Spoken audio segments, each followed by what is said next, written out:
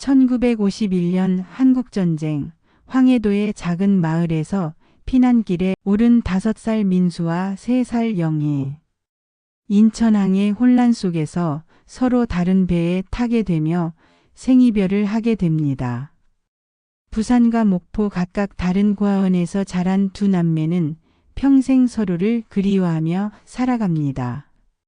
그리고 운명처럼 1960년대 말 꽃시장에서 만난 두 사람은 묘한 친밀감을 느끼며 사랑에 빠져 결혼하게 됩니다. 평범하고 행복한 가정을 꾸리며 살아가던 어느 날 두 사람 앞에 충격적인 진실이 밝혀집니다. 과연 이들 부부에게 무슨 일이 일어났을까요? 그리고 이들은 이 엄청난 진실 앞에서 어떤 선택을 하게 될까요? 끝까지 들어주시면 감사하겠습니다. 이 글이 마음에 드신다면 구독과 좋아요 부탁합니다. 새벽 안개가 채 걷히지 않은 황해도의 작은 마을이었습니다. 5살 민수와 3살 영희는 어머니 순분의 품에서 마지막 잠을 깨어났습니다. 어머니의 손은 미세하게 떨리고 있었습니다. 바람이 분 것도 방이 추운 것도 아니었습니다.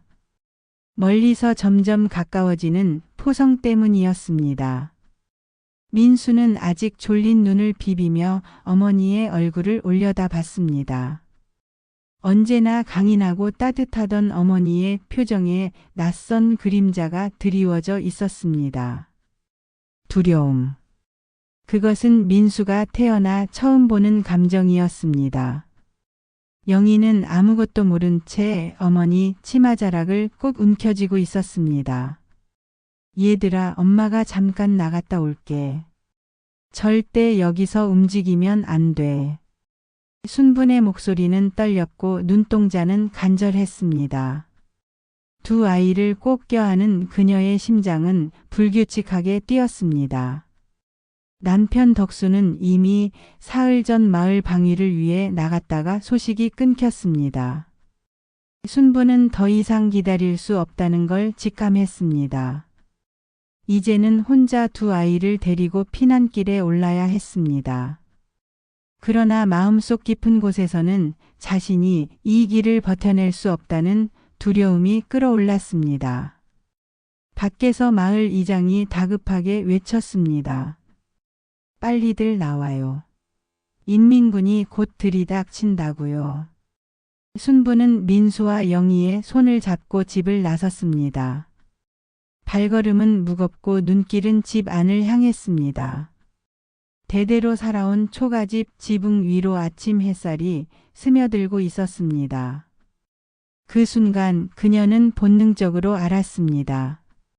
이 집을 다시는 보지 못하리라는 것을. 북쪽에서 밀려온 피난민 행렬은 끝이 없었습니다. 머리에 이고 등에 업고 손에 끌며 사람들이 남쪽을 향해 나아갔습니다. 누군가는 소달구지를 끌고 누군가는 다친 가족을 업고 있었습니다. 순부는 영희를 업고 민수의 손을 잡았습니다. 그러나 며칠째 굶은 몸은 이미 한계에 다다랐습니다. 발은 자꾸 엉키고 호흡은 가빠졌습니다. 민수는 어머니의 비틀거리는 모습을 지켜보며 어린 가슴에 처음으로 무겁고 차가운 무언가가 내려앉는 걸 느꼈습니다. 엄마, 영희, 내가 업을게. 5살 아이의 어설픈 제안이었습니다. 그러나 눈빛만큼은 결연했습니다. 순부는 순간 미소를 지었지만 곧 고개를 저었습니다. 아니야, 민수야. 아직 너는 작아.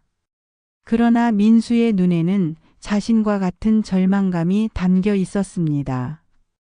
이 아이도 이미 어른이 되어가고 있었습니다. 눈보라가 몰아쳤습니다. 차가운 바람은 사람들의 희망마저 앗아가려는 듯 했습니다. 곳곳에서 쓰러지는 사람들, 울부짖는 아이들, 흩어진 보따리. 순분의 몸은 점점 무거워졌습니다. 시야가 좁아지고 귀가 멀어지는 듯 했습니다. 엄마가 좀 쉬었다가 갈게. 너희들끼리 먼저 가거라.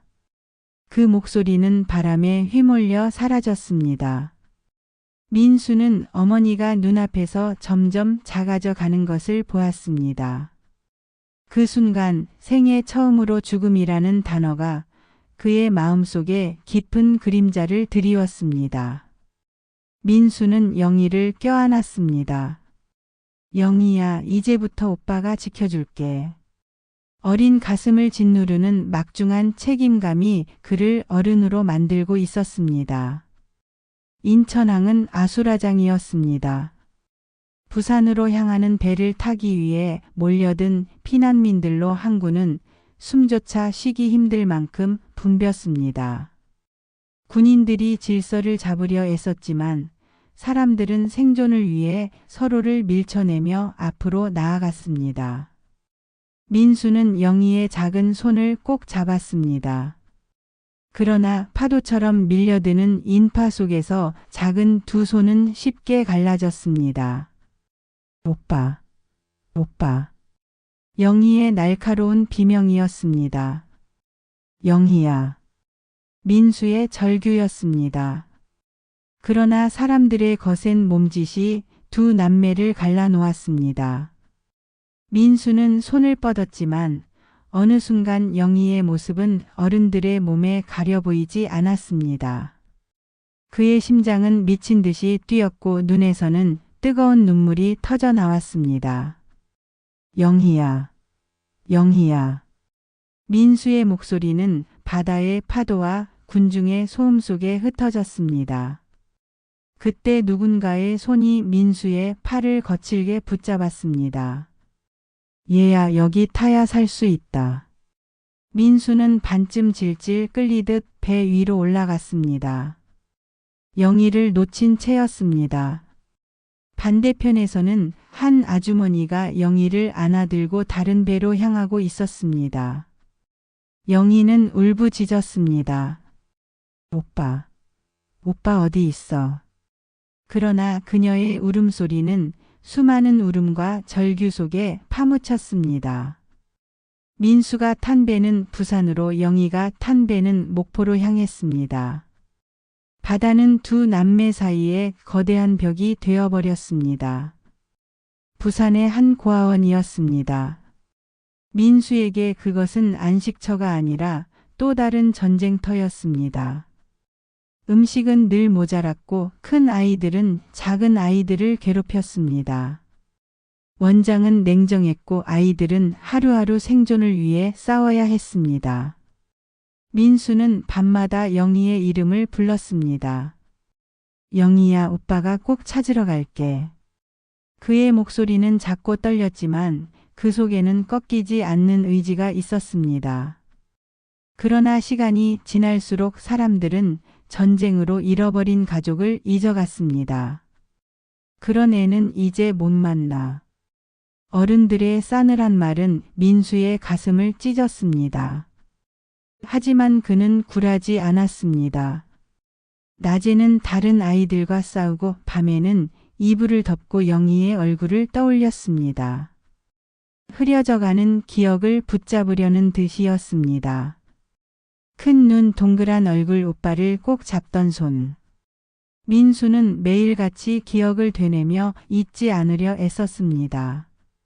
세월이 흐르며 다른 아이들은 과거를 잊고 새로운 삶을 받아들였습니다. 하지만 민수는 달랐습니다. 그에게 영희는 살아야 할 이유였습니다. 그 믿음은 그를 강하게 만들었지만 동시에 끝없는 외로움 속에 가두었습니다. 목포의 작은 고아원은 분위기가 달랐습니다. 원장 할머니는 자애로웠고 아이들은 서로 도우며 살았습니다. 그곳에는 최소한의 따뜻함이 있었습니다. 그러나 영희의 마음속에는 언제나 커다란 빈자리가 있었습니다. 아무리 웃고 떠들어도 오빠의 손길이 없는 세상은 반쪽짜리였습니다. 영희야, 오빠 이야기를 해줄래? 할머니 원장이 다정하게 물으면 영희는 천천히 입을 열었습니다. 오빠는 따뜻했어. 날 꼭 안아줬어. 그리고 지켜준다고 했어. 그녀는 자주 바다를 바라봤습니다. 오빠가 저 바다 너머 어딘가에서 날 찾고 있을 거야. 그 믿음 하나로 버텼습니다. 그러나 세월은 무자비했습니다. 오빠의 얼굴, 목소리, 손길은 점점 희미해졌습니다. 기억은 마치 낡은 사진처럼 빛이 바래갔습니다. 그럼에도 불구하고 그리움만은 선명해졌습니다. 영희는 어린 시절을 잃었지만 오빠에 대한 사랑만은 잃지 않았습니다. 민수는 부산 부두에서 막노동을 하며 살고 있었습니다. 고아원에서 자란 그는 중학교도 채 마치지 못했지만 성실한 만큼은 누구에게도 뒤지지 않았습니다. 새벽 바다 냄새를 맡으며 그는 늘 같은 생각을 했습니다. 영희는 어디 있을까? 살아 있을까? 사람들은 전쟁을 점점 잊어갔습니다. 경제개발이 한창이라 거리에는 활기가 넘쳤지만 민수에게는 그 모든 것이 먼 나라 이야기처럼 느껴졌습니다. 그에게 세상은 여전히 전쟁의 잔해 위에 서 있었습니다. 어느 날 같은 막릴판에서 일하던 친구가 물었습니다. 야, 넌 왜 결혼도 안 하고 혼자냐? 여자 소개해 줄까? 민수는 씁쓸하게 웃었습니다. 내가 먼저 찾아야 할 사람이 있어. 친구는 고개를 갸웃했지만 더 묻지 않았습니다. 밤마다 민수는 고아원 시절 영희가 불렀던 울음소리를 떠올렸습니다. 그리고 다짐했습니다. 내가 죽기 전엔 꼭 찾는다. 목포에서 간호학교를 졸업한 영희는 작은 병원에서 간호사로 일하고 있었습니다. 새하얀 가운을 입고 환자들을 보살피며 그녀는 사람들에게 늘 따뜻한 미소를 지어 보였습니다. 그러나 퇴근 후 방에 홀로 앉으면 마음속 깊은 공허가 그녀를 삼켰습니다. 오빠. 그녀는 작은 소리로 중얼거렸습니다. 어릴 적 기억은 이미 흐릿해졌습니다. 그러나 하나만큼은 또렷했습니다. 차가운 항구에서 손을 잡고 있던 순간, 그리고 끊어져 버린 그 손길이었습니다. 영희는 환자들을 돌보며 늘 생각했습니다. 혹시 이 사람도 전쟁에서 가족을 잃은 건 아닐까? 남의 고통을 헤아리는데 남다른 감각을 보였던 건 그녀 자신의 상처 때문이었습니다. 병원 동료들은 종종 그녀에게 물었습니다. 영희야, 넌 왜 연애를 안 해? 예쁜데. 그녀는 미소만 지었습니다. 하지만 속으로는 대답하고 있었습니다. 나에겐 아직 잃어버린 오빠가 있어. 민수는 양복점의 개업 화환을 주문하려 꽃시장을 찾았습니다. 장미를 고르려 분주한 손길 사이로 한 여자의 미소가 들어왔습니다. 그녀는 꽃을 정리하고 있었고 햇빛에 비친 옆얼굴은 어딘가 익숙했습니다. 익숙함은 이유 없이 마음을 당겼습니다. 꽃 한 송이 주세요. 민수의 목소리는 낮게 떨렸습니다. 그녀는 고개를 들었고 두 눈이 마주쳤습니다. 둘은 서로를 오래 바라보았습니다. 어쩐지 마치 오래전부터 알아온 사람처럼 느껴졌습니다. 그 순간 아주 여린 소리로 누군가의 자장가가 어깨 너머로 흘러나왔습니다. 음정은 흐릿했지만 민수의 귀에는 정확히 들려왔습니다. 그는 본능적으로 그 가락을 흥얼거렸습니다. 여자는 놀랍다는 듯 멈추더니 그에 이어지는 음을 받아 조용히 노래를 완성했습니다. 두 사람은 얼굴을 마주한 채 서로의 목소리와 마음에 새겨진 빈 공간이 맞물리는 것을 느꼈습니다. 다만 둘 다 그 맞물림의 원인을 오롯이 운명적 친밀감으로 받아들였습니다. 전쟁이 남긴 상흔은 사람을 예민하게 만들고 예민함은 때때로 나지금을 낭만으로 바꿔놓았습니다. 그날 이후 민수는 꽃집을 이유 삼아 시장에 들렀고 영희는 그를 기다리는 습관을 들였습니다. 작은 일상들이 한 겹씩 쌓이자 낯익음은 사랑으로 굳어졌습니다. 서로의 말끝을 알아채고 서로의 침묵을 채워주는 것이 달콤했습니다. 과거의 빈칸은 서로 보완해주는 퍼즐처럼 맞았습니다. 두 사람은 빠르게 가까워졌습니다. 어린 시절의 기억은 둘 다 흐릿했지만 서로의 이야기가 그 흐릿함을 덮어주었습니다. 민수는 영희의 말에서 자신이 잃어버린 온기와 안심을 찾았고 영희는 민수의 굳은 결의 속에서 한 사람의 의지가 되어 주었습니다.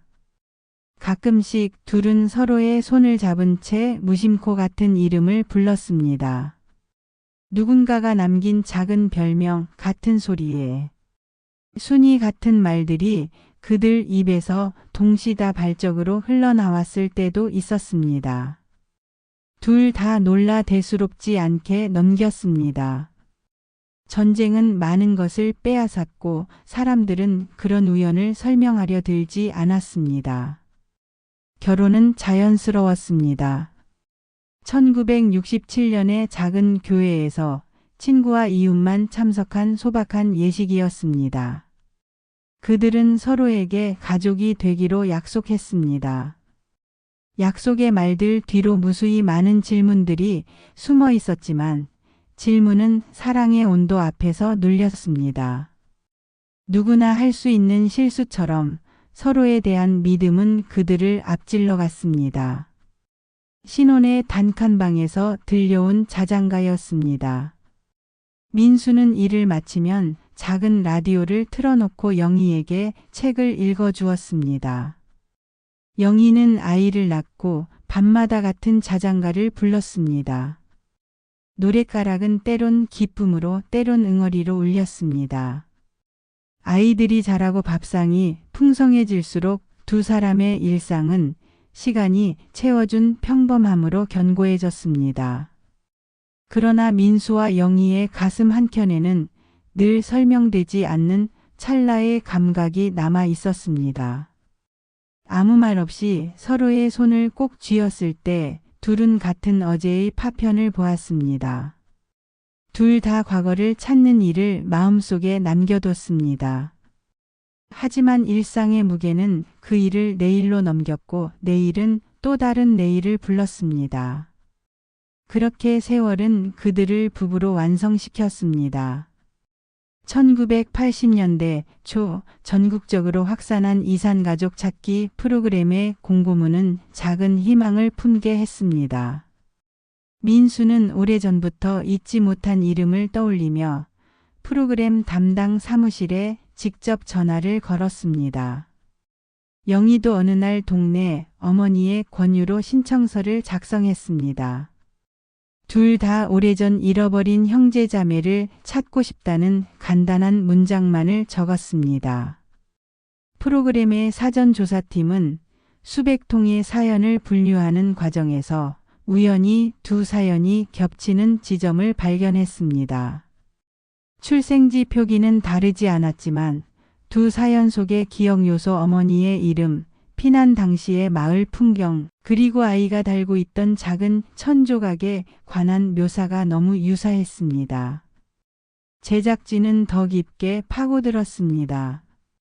오랜 기록을 뒤져보니 1951년 겨울 인근 마을을 떠도는 피난민 명부가 남아 있었습니다. 명부에는 순분순분이란 이름을 가진 여성이라는 이름이 여러 차례 표기되어 있고 같은 날 인천항을 떠난 기록에서 두 명의 어린이가 서로 다른 배로 흩어진 정황이 암시되어 있었습니다. 제작진은 문서와 사진, 현장 증언을 모아 한 편의 스토리를 만들었습니다. 그리고 그 스토리의 끝자락에는 두 사람을 한 무대에 서게 하는 결말이 있었습니다. 공개 녹화의 조명이 일제히 켜지고 관객의 숨소리가 잦아들었습니다. 민수는 마이크 앞에서 자신의 사연을 떨리는 목소리로 전했습니다. 영희도 또 다른 구석에서 자신의 사연을 전했습니다. 스튜디오의 화면은 두 사연을 교차 편집해 비춰주었고 제작진이 발굴한 오래된 사진과 문건을 순차적으로 공개했습니다. 사진 속의 두 아이는 서로 다른 배 위에 서 있었지만 배경의 초가집과 멀리 보이는 산줄기는 동일했습니다. 문서에는 순분이라는 어머니의 이름과 함께 입소 기록에 남은 왼쪽 귀 아래 흉터, 오른쪽 무릎 옆 작은 수선, 자국 같은 세부 묘사가 적혀 있었습니다. 두 사람의 사연 속 묘사와 정확히 일치했습니다. 카메라는 클로즈업으로 민수의 얼굴을 잡았습니다. 그의 눈이 커다랗게 뜨여졌고 숨이 멎은 듯 했습니다. 이어진 화면에는 영희가 무대 모니터에 비춰진 사진과 문서를 바라보는 장면이 담겼습니다. 화면 속에 텍스트가 읽혀졌습니다. 1951년 인천항 어린 남매 이별. 사회자가 말을 건넸습니다. 두 분의 사연을 종합한 결과 문서상 일치점이 발견되었습니다. 민수 씨, 영희 씨 두 분은 그 순간 세상의 소리가 모두 멀어졌습니다. 민수의 가슴이 요동쳤습니다. 영희의 손이 떨리며 입술을 깨물었습니다. 사회자의 다음 말은 거의 들리지 않았습니다. 남매로 추정됩니다. 광장에 있던 관객 몇몇이 신음을 흘렸고 누군가는 탄식했습니다. 스튜디오의 형광등은 잔혹하게 환해졌고 민수는 자신의 손을 내려다보았습니다. 그 손은 평생 자신이 쥐어온 사랑의 손이었습니다. 그의 내리는 그 손으로 수없이 아내의 등을 어루만졌고 아이를 잡아 흔들었습니다. 그리고 지금 그 손이 알게 된 것은 자신이 평생을 속고 있었다는 사실이 아니었습니다. 그는 평생을 자신이 사랑이라고 믿은 사람과 피할 수 없었던 혈연의 끈으로 이어져 있다는 사실을 알게 되었습니다. 영희는 소리 내 울음을 터뜨렸습니다. 그는 자기였고 그는 살아온 시간 전체가 거짓처럼 무너져 내렸습니다. 화면 속 작은 사진 속의 두 아이는 마치 오래전부터 그 둘이 다시 만나는 날을 예고나 한양 맑게 웃고 있었습니다. 스튜디오에서 나온 뒤 차 안은 무거운 공기로 가득했습니다. 아이들은 아무것도 모른 채 잠들어 있었고 두 가정의 평범한 기억들은 그날 밤 하나의 균열을 맞이했습니다. 집으로 돌아온 민수는 영희를 마주할 용기조차 없었습니다. 둘은 말없이 부엌 테이블에 마주 앉았습니다. 라디오에서는 이전처럼 소식이 흘러나왔지만 그들은 한마디도 할 수 없었습니다. 결국 먼저 입을 연 것은 영희였습니다. 오빠 우리가 그럼 어떻게 해? 민수는 떨리는 손으로 라이터를 켰다가 껐습니다. 불빛이 둘의 얼굴을 찢었습니다. 모르겠다. 모르겠어. 그들의 감정은 죄책감과 분노가 뒤섞여 있었습니다.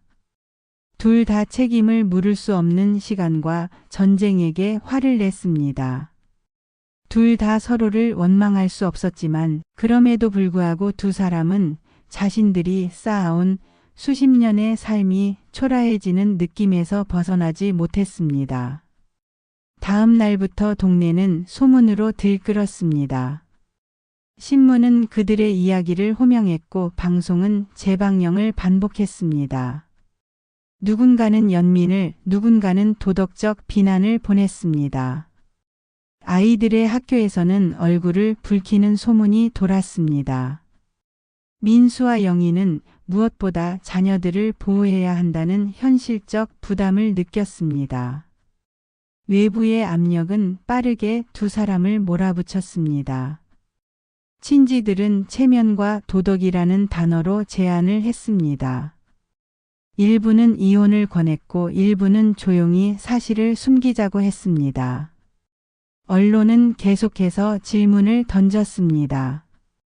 두 분은 앞으로 어떻게 해야 합니까? 민수는 밤마다 술잔을 비우며 생각했습니다. 그는 자신이 무슨 죄인이 된 듯 했습니다. 영희는 아이들 곁에서 밤을 새우며 울었습니다. 아이들의 눈빛은 혼란스러웠고 아이들은 이유를 물어볼 때마다 부모의 어설픈 말에 불안해했습니다. 서로를 향한 감정의 스펙트럼은 넓었습니다. 사랑, 형제의 미안함, 수치심, 분노가 서로 얽혀서 빠져나오기 힘들었습니다. 결국 두 사람은 법률적 사회적 권고와 자녀의 안전을 최우선으로 고려해 한동안 별거에 들어가기로 결정했습니다. 부부로서의 권리와 의무를 잠시 중단하고 서로를 형제로 받아들이기 위한 시간을 가지려는 시도였습니다. 그 결정은 주변의 비난을 샀습니다. 도피라고 말하는 사람들도 있었고 이해할 수 있다는 쪽도 있었습니다. 무엇보다도 두 사람의 마음속에는 정체성의 붕괴라는 깊은 상처가 남아 있었습니다. 시간이 흘렀습니다. 별거의 기간 동안 민수와 영희는 서로를 마주하는 방식을 다시 배워야 했습니다. 부부로서의 삶은 멈추었지만 가족으로서의 연결은 남아 있었습니다. 아이들의 손을 잡고 학교에 가는 날 두 사람은 서로 눈빛으로 약속했습니다. 우리는 아이들을 지킨다. 몇 년 뒤 법적인 절차로 부부 관계는 정리되었습니다. 사회는 그들을 곧 잊었고 일부 시선은 여전히 냉정했지만 한편으로는 그 두 사람의 사연은 이산가족 문제의 구조적 실패를 지적하는 사례로서 기록되었습니다. 민수와 영희는 자신들의 경험을 통해 잃어버린 가족을 찾아 나서는 이들을 돕는 비공식 모임에 참여했습니다. 그들의 이야기는 누군가에게는 경고였고 누군가에겐 희망의 불씨였습니다. 늦은 밤 민수는 옛 방송 화면을 가만히 보며 중얼거렸습니다.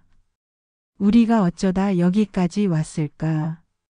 영희는 그의 옆에 와서 조용히 그의 등을 토닥였습니다. 두 사람의 손은 이제 연인이나 남편의 손이 아니었지만 단단한 혈연의 손이 되었습니다. 그 손은 때로는 위로가 되었고 때로는 죄책감을 닦아내는 수건이 되었습니다. 그들의 삶은 완전한 해피엔딩으로 귀결되지는 않았습니다.